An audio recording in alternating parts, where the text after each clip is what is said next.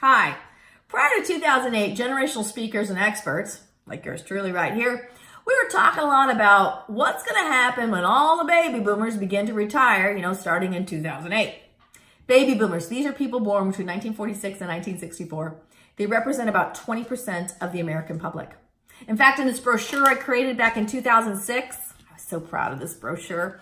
I actually have a quote from the Bureau of Labor Statistics, and it reads, by 2008, 22 million people have left the workforce to retire. Who do you have to replace them? Hi, I'm Meagan Johnson. I'm a professional speaker, generational humorist. I speak to groups, associations, and corporations about the ever-changing, lovable, wacky, and crazy generations we deal with at work, in the marketplace, and we even have some lurking in our own homes. So we all know what happened in 2008, the Great Recession, and baby boomers did not retire. In fact, the news was filled with stories of baby boomers postponing retirement and staying in the workforce.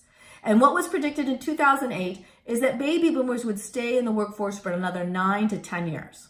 So fast forward, here we are 10 years later, and we are witnessing a version of that prediction coming true.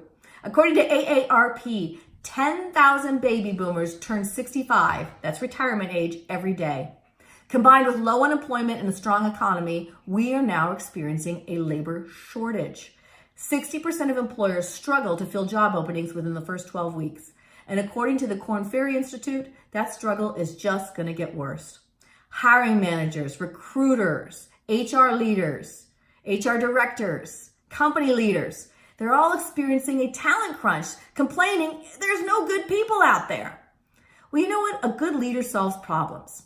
And maybe the problem is not so much that there's a lack of candidates, but the way your organization is recruiting talent.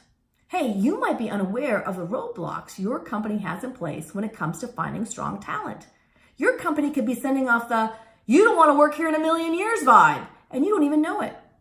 And the millennial generation, the largest portion of the workforce today, the millennial generation, they can sense that you do not want to work here kind of vibe a mile, or better yet, a click away. And people are not even applying for the jobs you so desperately need to fill. So what can leaders do to challenge the old ways of recruiting and tap into a qualified and energized millennial and multi-generational workforce? This is the first segment in a 3-segment series titled How Leaders Can Recruit Smarter. So the first step, look at your job posting. Candidates spend about 30 seconds reading your job posting before moving on. It makes sense you want the verbiage in your posting to be friendly and up to date.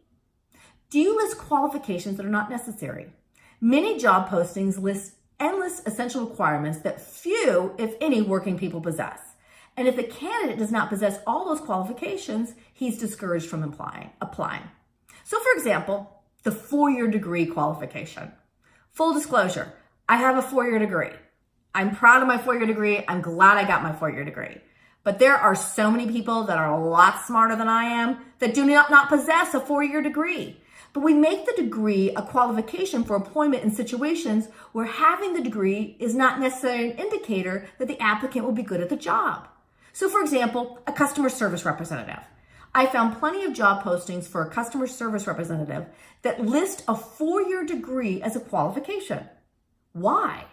A good customer service representative is a problem solver and a solid communicator. A college degree is not necessarily an indicator that you'll be good at either of those two things. And a little insider knowledge, one of those organizations that list a college degree as a qualification to be a customer service representative, their CEO doesn't possess a college degree. I mean, that's kind of hypocritical. Minimum years of experience. That's another unnecessary barrier. Yes, certain jobs do require experience. We all want the pilot flying our plane or the doctor cutting open our loved ones to have a few rounds under her belt. But studies show that 61% of entry-level jobs list a requirement of 3 years experience. 3 years experience does not sound entry-level to me. Plus, with the constantly changing skill set of the workforce, jobs that previously took years to learn have changed. And many have you have some college graduates with 0 years of experience, but they're perfect for the job opening you have. Is your job posting filled with non-quantifiable filler words?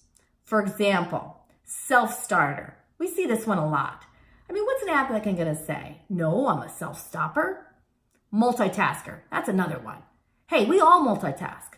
But interesting, there are some tasks that we are better at when we don't multitask. You'd rather have someone that can focus, all right, and filter out all the extra stuff.